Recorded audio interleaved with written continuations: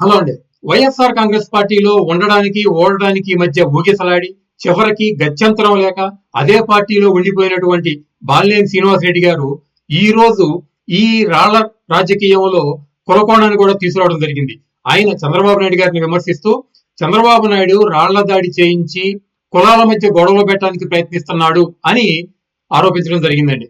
మరి జగన్మోహన్ రెడ్డి గారి మీద కానీ, చంద్రబాబు నాయుడు గారి మీద కానీ, పవన్ కళ్యాణ్ గారి మీద జరిగినటువంటి రాళ్ల దాడిలో కులకోణం ఎక్కడి నుంచి వచ్చింది, ఎందుకు కులాన్ని తీసుకొచ్చారు అని కనుక ఎవరైనా కానీ అనుమానం వస్తే, వైఎస్ఆర్ కాంగ్రెస్ పార్టీ మొదటి నుంచి కూడా ఆధారపడింది సానుభూతి రాజకీయాలు, కుల రాజకీయాలు మాత్రమే. కాబట్టి ఎప్పుడు ఎన్నికలు వచ్చినా కానీ, ఎప్పుడో 30 ఏళ్ల క్రితం జరిగినటువంటి ఒక దుర్ఘటన ఆధారంగా చేసుకుని వంగవీటి మోహన్ రంగా గారిని కమ్మవాళ్ళు చంపేశారు అని చెప్పి సాక్షి మీడియాలో తాటికాయంత అక్షరాలతో ఎన్నికల ముందు ప్రచురించడం జరుగుతూ ఉందండి. అంటే ఈ వార్త చూసి కమ్మా కాపు కొట్టుకుని ఓట్లు విడిపోయి ఆ ఓట్లు వైఎస్ఆర్ కాంగ్రెస్ పార్టీకి లబ్ధి చేకూరాలి అనే ఒకే ఒక్క ఆశతోనే వీళ్ళు ప్రయత్నాలు చేస్తూ ఉంటారు.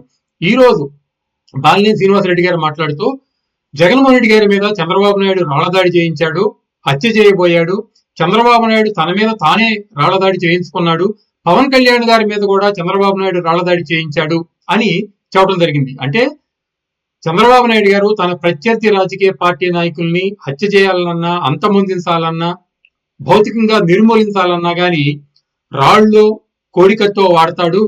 ఆయనకి ఎదుటి పార్టీ నాయకుల్ని ఎలా చంపాలి, ఏ ఆయుధాలతో చంపించాలి, ఎలా ప్లాన్ చేయాలనేది బొత్తిగా తెలియదు.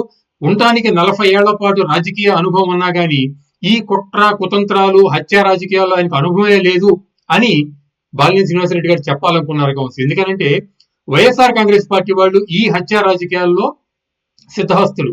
ఏదైతే నందన్ సుబ్బయ్య, చంద్రయ్య అనేటువంటి తెలుగుదేశం పార్టీ కార్యకర్తలను గత 5 ఏళ్లలో చంపినా గాని, వైఎస్ వివేకానంద రెడ్డి గారిని అతి కిరాతకంగా చంపినా గాని, పరిటాల రవీందర్ని షార్ప్ షూటర్లతో చంపించినా గాని, ఇలా అనేక మంది రాజకీయ నాయకుల్ని వైఎస్ఆర్ కాంగ్రెస్ పార్టీ వాళ్ళు చంపింది చాలా పకడ్బందీ ప్లాన్ తో, ఆయుధాలు వాడి, తుపాకులు గాని, బాంబులు గాని, వేట కొడవళ్ళు గాని, గొడ్డళ్ళు గాని వాడి 10, 20, 30 మంది ప్లాన్ చేసుకుని ఎగ్జిక్యూట్ చేసి ఏమాత్రం మిస్ అవ్వకుండా ప్రత్యర్థి పార్టీ నాయకుల్ని తుదముట్టిస్తారు వైఎస్ఆర్ కాంగ్రెస్ పార్టీ నాయకులు.